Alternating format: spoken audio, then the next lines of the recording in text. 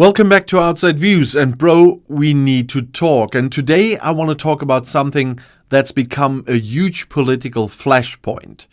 Prime Minister Sir Keir Starmer's claim that Brexit is directly responsible for the massive increase in small boats crossings across the English Channel. He didn't just say it was a factor, he went a step further, labeling them Farage boats. And this is a direct shot at the architecture of Brexit, and frankly, I think he is absolutely right to make that link.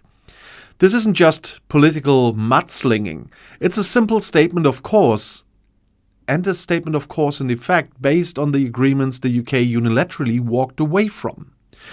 The core of Starmer's argument is the loss of the Dublin III regulation. You heard about this in several of my videos already.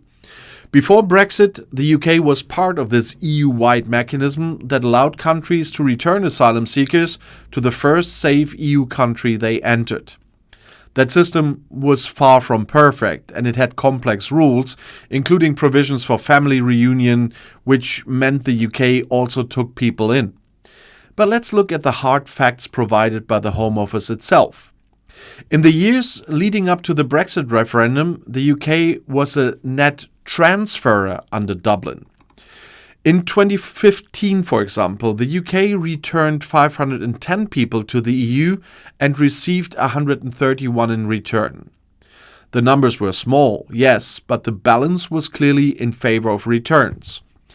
That agreement, that legal framework, gave the UK a tool to manage irregular arrivals, a tool that was thrown away without a replacement.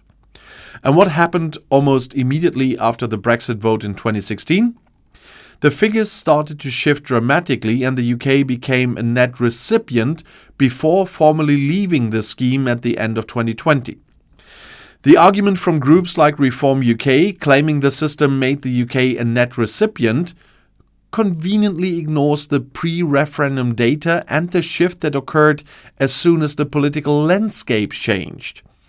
It seems incredibly cynical to dismiss the impact of removing a structured cross-border returns mechanism.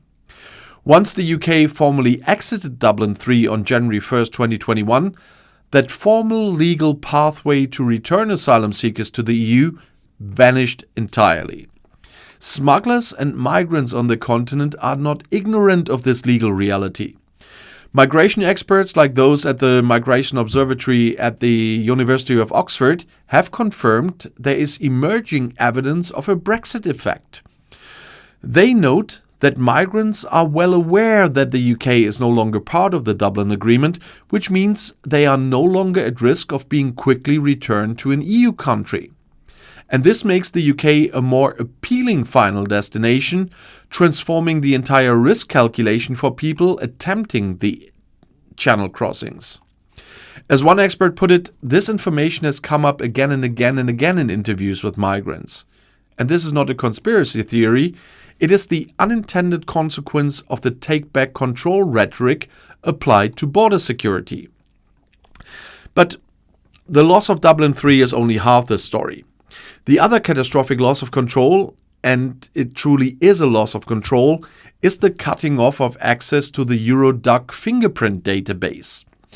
This database is an essential EU tool that holds the fingerprints of asylum seekers and irregular migrants who have crossed an EU border or applied for asylum in any EU country. When people arrive in the UK now, the UK authorities are essentially operating blind.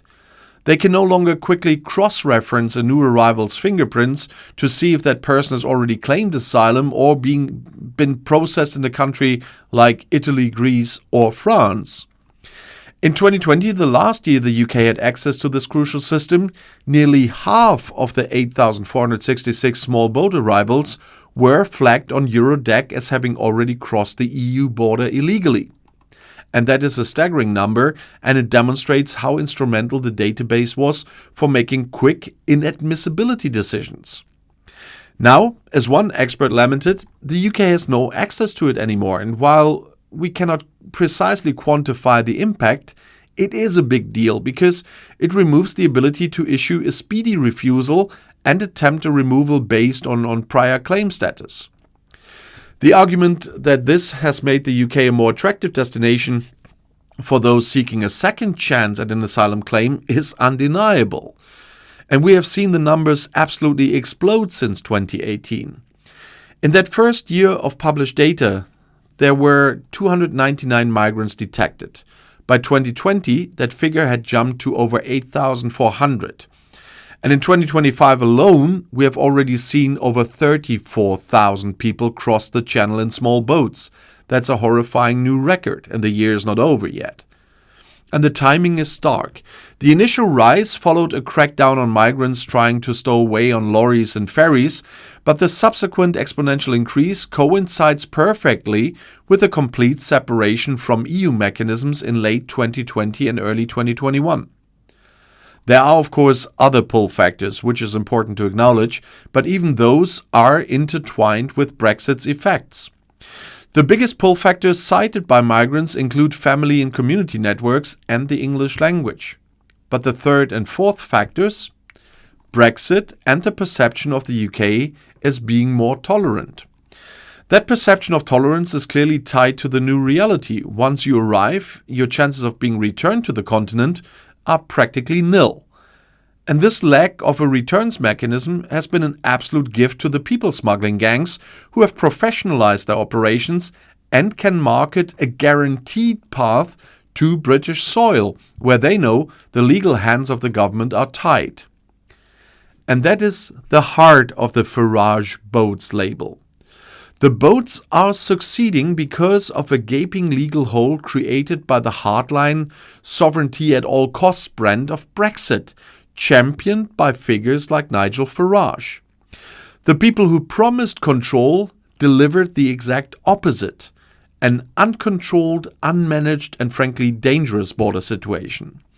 It's an incredible paradox that a movement promising to take back control of borders led directly to a situation where the borders feel more out of control than ever before.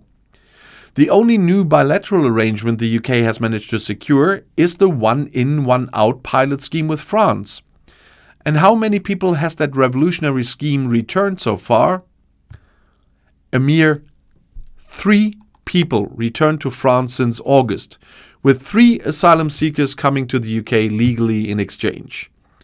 3 returns, when over 34,000 people have arrived in the same period of 2025. That is a tragic failure and a damning indictment of the government's approach to post-Brexit border policy. The claim by some legal experts that the poor performance of the Dublin system in the years between the referendum and leaving was due to dysfunction of the special Dublin returns unit at the Home Office just underscores the wider point. Even with the tool available, the government failed to use it effectively, and then they threw the tool away completely. It's a political tragedy that is now costing human lives, lining the pockets of criminal gangs and creating an asylum backlog that is a humanitarian and logistical nightmare. And Starmer is right. These are the predictable, measurable consequences of an ideology that prioritized leaving European legal frameworks over effective, pragmatic, cross-border cooperation. The rise in small boat crossings is not a coincidence. It's a direct consequence of a decision made in 2020 to sever all ties to the Dublin and Eurodac systems, essentially creating a pull factor overnight.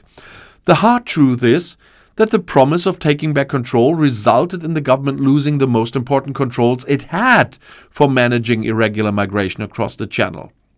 And I truly believe that any honest look at the timeline and the loss of those 2 key mechanisms, Dublin returns and the Eurodac database, leads to the unequivocal conclusion that Starmer's link between Brexit and the small boat crisis is grounded in fact. And I do not agree too much with Starmer, as you know. The political architects of Brexit need to own this disastrous outcome, and the Farage boats and the label is a powerful way of holding them to account for a problem they quite literally created. So thanks for watching Outside Views, and I'm really looking forward to your comments, but in this case I really have to say once again, stay civil, guys. If you insult each other, and maybe even me, you might get deleted. Because I don't I don't care which side of the argument you are on. As long as it's civil, you can bring out your opinions here and have an open discussion. But stay civil, and I cannot say this often enough. But if you want to see another video right now, the next one is right here in the end screen. I'll see you there. I'll be back.